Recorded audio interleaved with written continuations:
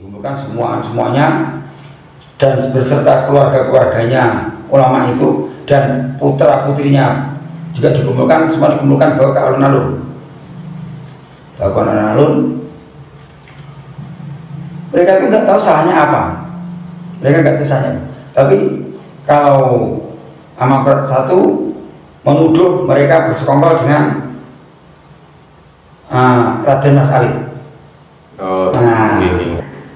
Turun imbotan apa? Imbotan kalau Jawa ini ulama-ulama tidak tahu apa-apa.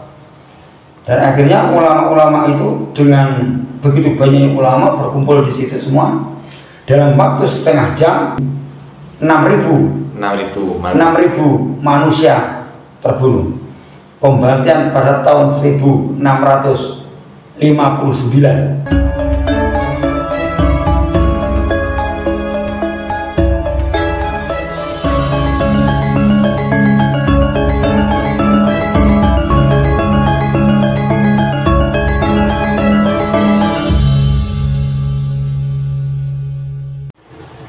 Assalamualaikum Pak Imam. Waalaikumsalam warahmatullahi wabarakatuh. Sehat-sehat Am? Alhamdulillah. Hujan-hujan jenenge kata sing tiyang mboten fit Mam. Nggih. Monggo. Niki sing lanjutaken critanipun Sultan Agung ya napa Mam? Oh, nggih. Sebelumnya bismillahirrahmanirrahim. Assalamualaikum warahmatullahi wabarakatuh. Waalaikumsalam. Saya ucapkan selamat malam, selamat pagi, selamat sore, dan selamat siang kepada penggemar YouTube dimanapun Anda berada. Jangan lupa like dan subscribe untuk Sekar Media. Oke, matur nuwun. Sultan Agung memerintah sampai beliau bertempur melawan VOC, selalu gagal. Karena jadi tadi Mas, karena ada pengkhianatan yang disebabkan pengkhianatan dari orang dalam sendiri. Dan bocorkan rahasia perang, waktu itu. Strategi ini Sultan Agung bocor dan jumlah pasukan pun juga dibocorkan kepada Indronoto ini. Indronoto ini memang seorang Temenggung udah punya jabatan tinggi sebenarnya di Mataram.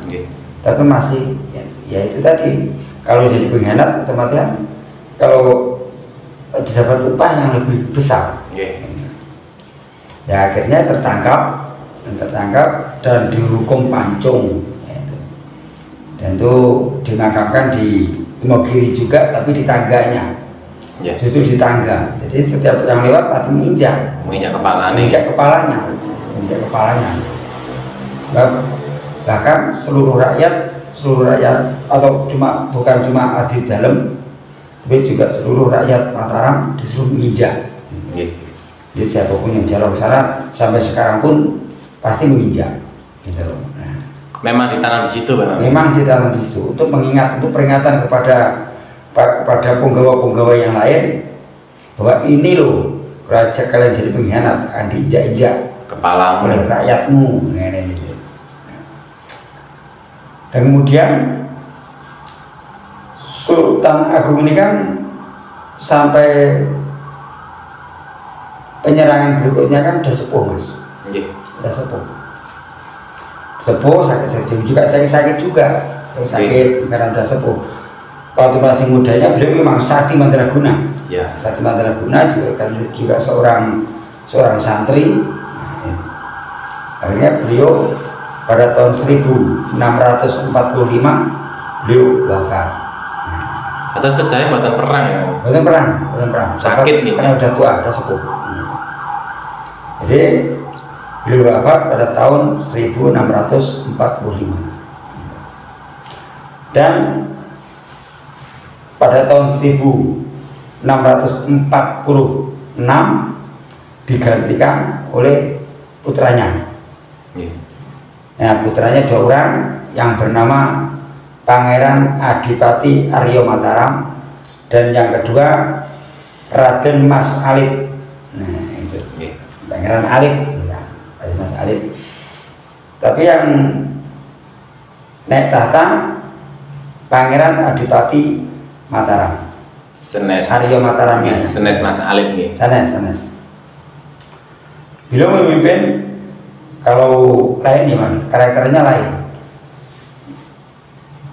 Arya Mataram dengan Sultan Agung jauh berbeda, sangat jauh. Kalau Sultan Agung ahli teritorial, ahli perang. Bahkan Belanda pun atau VOC dimusuhi sama beliau. Tapi di zamannya Arya Mataram atau yang bisa disebut Amangkurat I ini justru sebaliknya membuat terpuruknya Kerajaan Mataram waktu itu. Tapi Mataram waktu itu dikumpulkan pasukan punggawa-punggawa, mulai Tumenggung, Adipati, semua dikumpulkan, Mas. Bupati-bupati di daerah Jawa Tengah dikumpulkan semua. Nah, sudah kumpul, diperintahkan untuk membuat batu bata. Diperintahkan untuk batu bata, bahwa dia nggak mau menempati istana ayahnya. Nah, kemudian istananya ini dibangun kembali, membangun istana kembali yang baru di daerah Pleret. Nah, Pleret sekarang masuk Kabupaten Bantul, Yogyakarta. Dan mendirikan di situ. Beliau memimpin mulai tahun 1646 sampai tahun 1677. Lama Mas. Lumayan. Dan kepemimpinan dari Amangkurat I ini juga agak ada brutal juga, ganas juga waktu itu. Tapi kalau seperti adiknya Raden Mas Alit ini cuma mendampingi, mendampingi beliau, ya ikut menjaga. Jabatannya apa Mas Alit? Raden Mas Alit ini juga adipati. Oh, pun adipati. Juga adipati beliau. Kemudian beliau ini kan udah punya selir, belum punya permaisuri. Oh, Tasik Selir. Nah, kemudian mau mengawini istri orang beliau ini. Nah, mau ini istri orang, yaitu Ratu Wetan. Ratu Wetan dikawini. Pada Ratu Wetan ini istrinya orang, istri orang, anaknya juga seorang dalang, suaminya pun juga dalang. Nah, dirampas sama Amangkurat I, dirampas.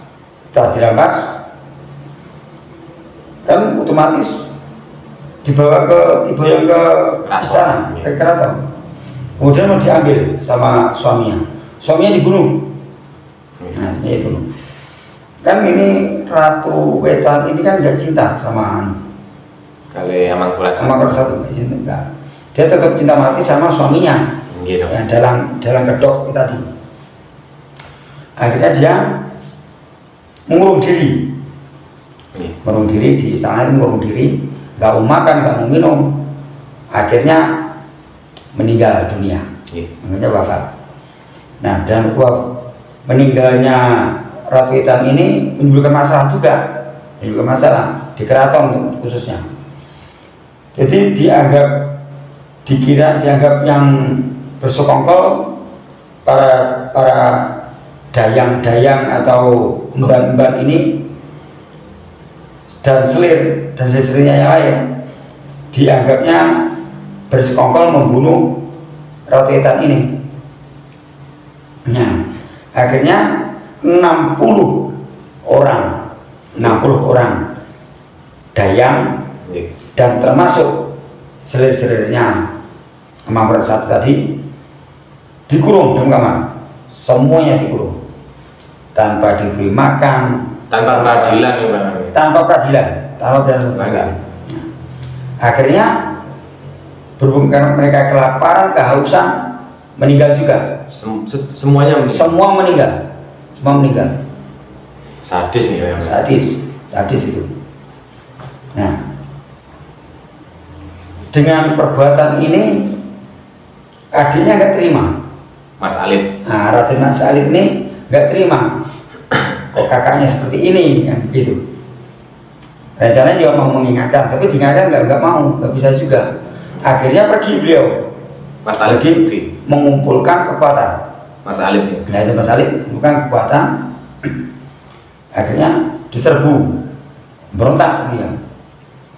Tapi berhubung Amangkurat saat ini sudah bekerja sama dengan VOC. Atas kekuatannya bertambah. Gempur ke Mataram, Raden Mas Alit gugur di medan perang. Malah pecah. Mas Alit. Dibantai juga, dibantai dengan sadis Mas adiknya. Nah itu. Nah akhirnya udah dapat dari Dakan. Ini adik kandung memang. Adik kandung, sama-sama putra dari Sultan Agung. Kan akhirnya Sultan Agung wafatnya tadi kan dimakamkan di Imogiri. Yang mendirikan kan Sultan Agung juga. Nah itu. Kemudian setelah penggemburan itu dapat dipadamkan dengan kematian Raden Mas Alit. Nah, ini kemudian saling curiganya tetap ada, saling gimana ya, prasangka buruk sama yang orang lain itu tetap ada. Amangkurat satu ini, terutama pada ulama yang ada yang dulunya pernah mengabdi Sultan Agung, akhirnya dikumpulkan semuanya dan beserta keluarganya ulama itu dan putra putrinya juga dikumpulkan, semua dikumpulkan bawa ke alun-alun. Mereka itu nggak tahu salahnya apa, tapi kalau Amangkurat satu menuduh mereka bersekongkol dengan Raden Mas Alit. Turun imbotan apa? Imbotan kalau Jawa ini ulama-ulama tidak tahu apa-apa. Dan akhirnya ulama-ulama itu dengan begitu banyak ulama berkumpul di situ semua dalam waktu setengah jam 6.000 manusia terbunuh. Pembantian pada tahun 1659 itu kejadiannya, Mas. 1659 terjadi pembantian besar-besaran. Niku pas maklum niku pembantian niku sing damel mejahin apa pun bedil. Bedil, Mas. Senjata bedil. Pun karena udah dengan VOC sudah kasih senjata bedil. Senapan panjang itu. Terus ditembaki. Jadi dalam waktu setengah jam 6.000 kapal pedang nggak selesai. Hanya dibunuh semua.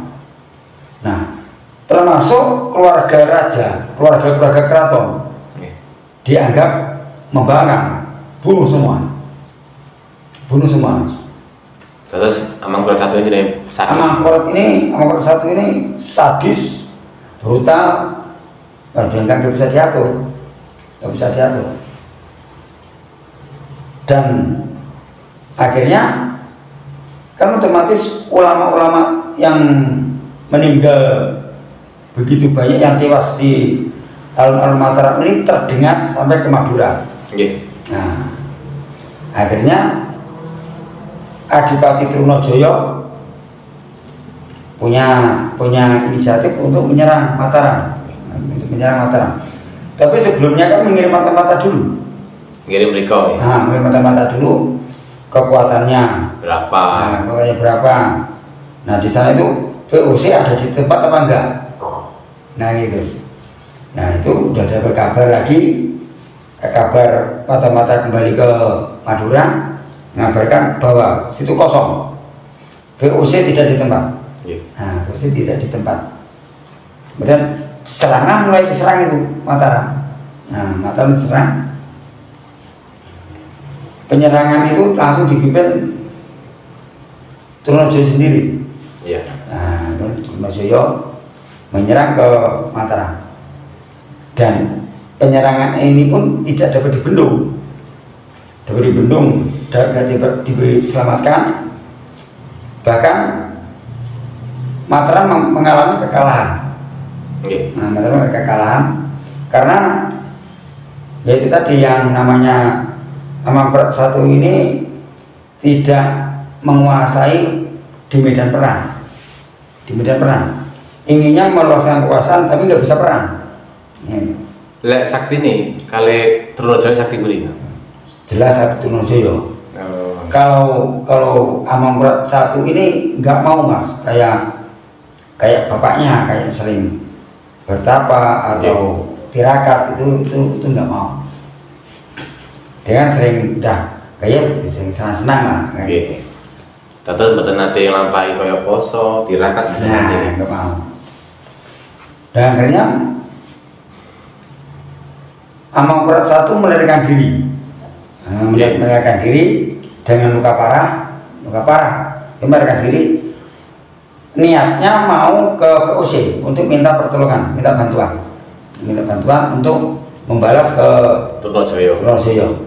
Tapi sampai di perjalanan beliau sudah sekarat dan akhirnya meninggal di Banyumas. Lalu meninggal dan dimakamkan di Tegal Arum. Betul nanti mau giring ya? Betul Tegal Arum. Atas makami Amangkurat I ini beda kali. Sultan Agung ya? Beda yang lain, beda. Padahal beliau Amangkurat I ini juga punya anak 2 orang juga. Yang satu namanya Pangeran Buger. Ya. Nah, Pangeran Buger. Dan yang kedua Raden Mas Rahmat. Nah, Raden Mas Rahmat. Dan Raden Mas Rahmat ini yang akhirnya menggantikan beliau, menjadi Amangkurat II. Tapi pemerintah dipindahkan lagi. Pindah lagi di Kerto. Nah, di Kerto. Dan kita lebih mengenal namanya Kartosuro Hadiningrat. Kesultanan Surakarta, Kartosuro Hadiningrat sebelum Surakarta. Tapi waktu itu nopo kita tetap sami nopo gandeng VOC ya? Amangkurat II. Amangkurat II pun enggak. Oh tidak. Enggak. Nah, enggak. Kemudian Amangkurat II atau Raden Mas Rahmat ini tadi mau merebut lagi Mataram yang diduduki Trunajaya. Nah, akhirnya berhasil. Trunajaya kalah lagi. Trunajaya dihukum mati. Nah, Trunajaya dihukum mati dengan kerisnya Raden Mas Rahmat. Atas nggih rada sedih ini Raden Rahmat nih. Ya lumayan, waktu itu lumayan. Beliau memang orang Raden Mas Rahmat ini kan ndak kayak ayahnya. Kayak ayahnya. Kalau ayahnya ini ya seperti brutal, sadis itu nggak bisa diatur. Padahal bapak ayahnya sendiri seperti Sultan Agung orangnya juga bijaksana, disiplin, pandai rajin ngaji juga. Dan yang di putranya Amangkurat I yang ada di Kota Gede atau di Mataram yang lama itu juga menjadi sultan juga, menjadi sultan juga. Tapi beliau yang namanya Pangeran Buger, Pangeran Buger hanya yang bergelar Pakubuwono pertama, susunan Pakubuwono pertama. Nah itu. Kalau Mas Alif ini gelarnya apa? Raden Mas Alif, Raden Mas Alif sudah nggak punya gelar karena dia sudah wafat. Masa gelar? Nggak punya gelar, jadi Raden Mas Alif dia nggak mau nggak mau gelar dia. Dia nggak mau gelar, tapi dia waktu karena nggak setuju dengan pemerintahan kakaknya, dia berontak. Karena berhubung beliau itu tadi musuhnya bukan cuma orang Mataram, VOC juga. bahkan orang VOC yang membantu, akhirnya ya kalah, main kekalahan dan beliau gugur di medan perang. Akhirnya Mataram diduduki oleh Trunojoyo. Jadi Trunojoyo, dan Mataram ini pun akhirnya berpindah lagi ke Kerto. Nah, ke Kerto dan menjadi nama Kasultanan Kartosuro Hadiningrat yang lebih kita kenalkan itu. Nah, akhirnya beliau punya inisiatif untuk merebut Mataram yang diduduki di Trunojoyo yang di Pleret. Akhirnya digempur juga. Dengan kekuatan yang ada digempur. Nah, dan Trunojoyo ini dapat ditangkap dan dihukum mati. Nah, dan akhirnya ibu kota berpindah ke Kerto, ke Kartosuro. Nah, itu yang sekarang masih ada, benteng-bentengnya masih utuh. Tapi ya di dalamnya sekarang bukan istana, tapi makam-makam. Makam-makam. Dan di dalam kepemimpinan Amangkurat II, ibu kota berpindah ke Kerto. Dan untuk apa ya? Mengatur pemerintahannya itu. Nah, untuk pemerintahan dipindahkan ibu kota ke Kerto atau lebih dikenal Kartosuro Hadiningrat itu. Oke, sementara hanya ini. Nanti kita lanjutkan kembali. Dan apabila ada kesalahan atau kekurangan, saya minta maaf yang sebesar-besarnya. Wallahul muwaffiq ila aqwamit thoriq. Wassalamualaikum warahmatullahi wabarakatuh.